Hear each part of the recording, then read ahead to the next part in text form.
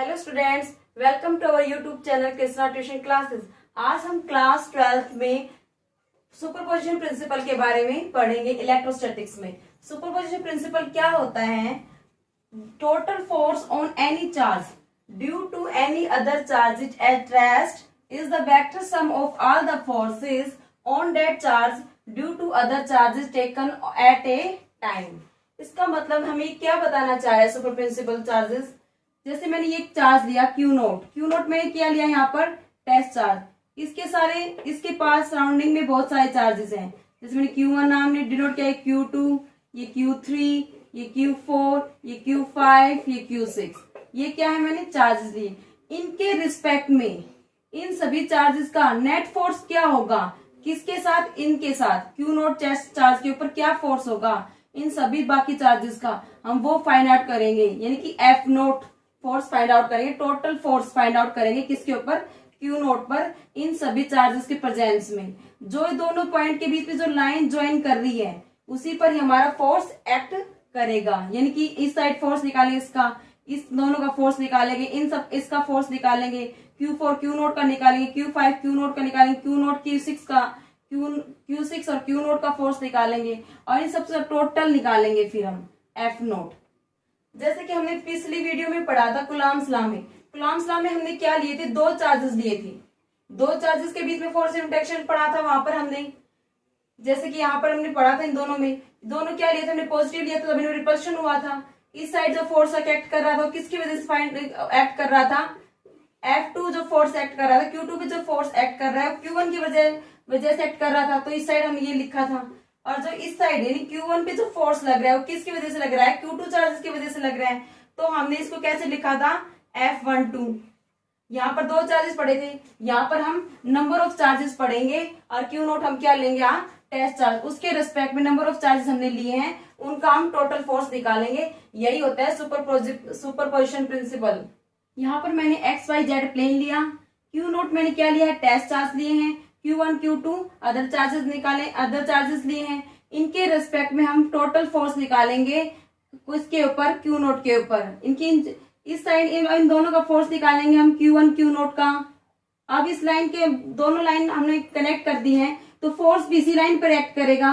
तो फोर्स क्या होगा, ये इधर इस साइड होगा, क्या एक्ट करेगा, F01। क्यू नोट पे जो फोर्स लग रहा है, यानी क्यू नोट पे जो फोर्स लग रहा है किसकी वजह से लग रहा है, Q1 की वजह से।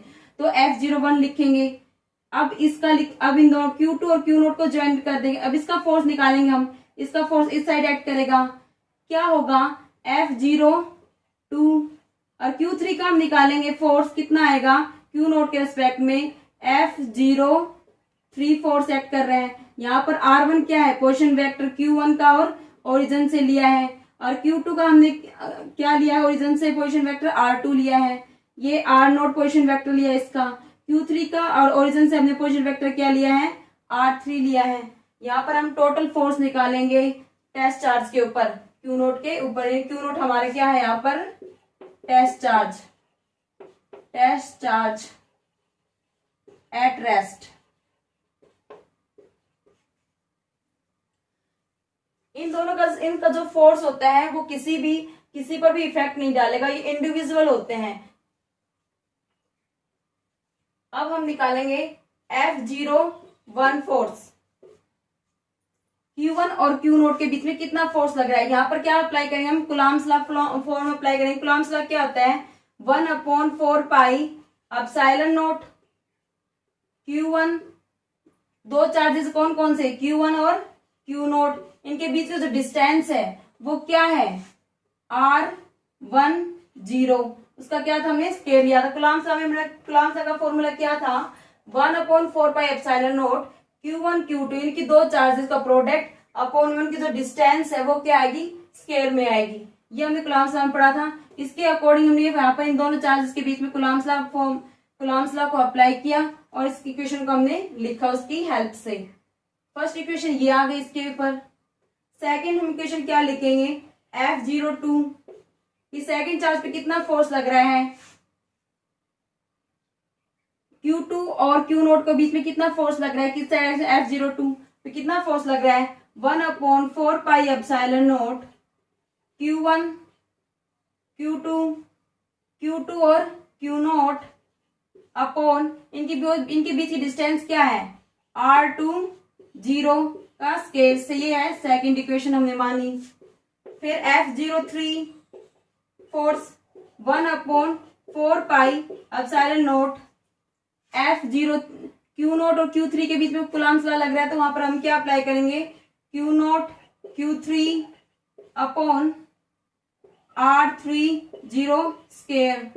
ये थर्ड इक्वेशन आ गई। हमने इन तीनों चार्ज के बीच में फोर्स निकाला है, कि Q1 की टेस्ट चार्ज के ऊपर निकाला है, फोर्स निकाला है Q1 Q2 Q3 का। यहाँ पर हमने 3 चार्जेस लिए हैं, यहाँ पर आप n नंबर ऑफ चार्जेस भी ले सकते हो with respect to Q0 and test charge के रिस्पेक्ट में। यहाँ 1 2 3 4 5 6 7 8 कितने भी ले सकते हो आप। तो फिर इक्वेशन क्या हो जाएगी उसके हिसाब से, F0n। देखिए Q0 पे फोर्स लग रहा है n नंबर ऑफ चार्जेस का, कितना हो जाएगा 1 upon 4 pi epsilon not Q0 Qn R n0 square. ये हमारी क्या हो जाएगी, फोर्थ इक्वेशन हो जाएगी।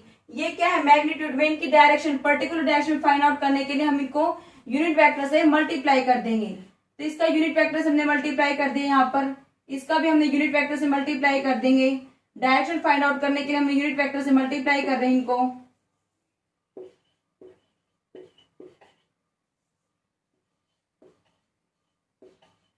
अब क्या हो गया, इनका मैग्नीट्यूड भी आ गया और डायरेक्शन भी आ गया, इनके पर्टिकुलर हो गया। इनकी फोर्स क्या है, एक वेक्टर क्वांटिटी है। फोर्स क्या है, एक वेक्टर क्वांटिटी जिसमें मैग्नीट्यूड भी होता है और डायरेक्शन भी होता है। डायरेक्शन फाइंड आउट करने के लिए हम इनको यूनिट वेक्टर से मल्टीप्लाई कर दिया। अब हम इन चार इक्वेशंस को ऐड कर देंगे कि F0 ये टोटल फोर्स निकाल रहे हैं। अब हम नेट फोर्स निकाल रहे हैं Q0 का, उसमें कितना फोर्स लग रहा है। तो F01 ऐड कर दिया, F02, F03 plus so on F0n। हम इन सबको हम क्या कर देंगे, ऐड कर देंगे। ये एक सिंबल किसका होता है, वेक्टर फॉर्म को डिनोट कर रहा है कि इसमें मैग्नीट्यूड भी और डायरेक्शन भी है। अब हम इस चारों को ऐड कर देंगे, इससे हमें क्या मिलेगा, 1/4 पाई एप्सिलॉन, इसमें भी कॉमन है, इसमें भी है, इसमें भी, इसमें भी है। चारों में क्या कॉमन है, 1/4 पाई एप्सिलॉन और कॉमन भी है। Q0 इसमें भी है, Q0 इसमें भी है, इसमें भी है और इसमें भी है। जो ये Q0 है वो सारों में क्या है, कॉमन है। Q0 को भी हम बाहर निकाल लेंगे, तो इस यहां से क्या आ जाएगी इक्वेशन, यहां पर मैं लिखती हूँ 1/4 पाई एप्सिलॉन नॉट कि F0 टोटल फोर्स निकाला है, 1/4 पाई एप्सिलॉन कॉमन निकाल लिया। Q0 इन चार इक्वेशन में है, तो मैंने Q0 भी यहां से बाहर निकाल लिया। फिर समेशन I = 1 to n लिख दिया मैंने। ऐसा क्यों लिखा है, यहाँ पर मैं Q1 लेंगी, यहाँ पर QI, तो I की जगह मैं 1 रखूंगी तो ये इक्वेशन आ जाएगी। Q2 रखूंगी या I की जगह 2 रखूंगी तो ये इक्वेशन आ जाएगी। 3 रखूंगी तो ये आ जाएगा। Qn रखूंगी तो वैल्यू ये आ जाएगी।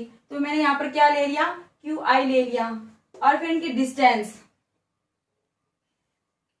क्या ली, RI0 स्केयर कि I की जगह 1 2 3 1 रखूंगी तो ये आ जाएगी, 2 रखूंगी तो ये आ जाएगी, 3 रखूंगी I की जगह तो ये वैल्यू आ जाएगी, n रखूंगी तो इसकी जगह वैल्यू ये आ जाएगी।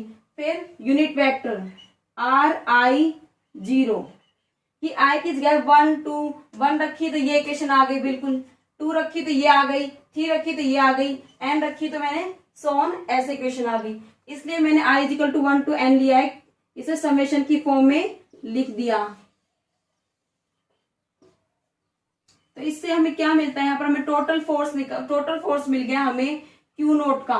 क्या मिल गया, Q0 टेस्ट चार्ज के ऊपर जो बाकी चार्जेस ऑफ फोर्स लगाए थे उन सब का हमें क्या क्या मिल गया, सम मिल गया। वो कितना फोर्स लगाए थे टोटल Q0 यानी कि टेस्ट चार्ज के ऊपर। यही क्या है, सुपरपोजिशन प्रिंसिपल। सुपरपोजिशन प्रिंसिपल में यही बताया है कि एक चार्ज है उसके रेस्पेक्ट में बाकी सब चार्जेस हैं वो कितना फोर्स लगा रहे हैं एक चार्जेस के ऊपर। यहाँ आपने Q0 लिया था, वो क्या था, एक चार्ज टेस्ट चार्ज लिया था, उसके रिस्पेक्ट में बाकी चार्जेस थे वो कितना फोर्स पर एक्सर्ट कर रहे थे, उसका हमने सम निकाल लिया। यही है सुपरपोजिशन प्रिंसिपल। Thank you.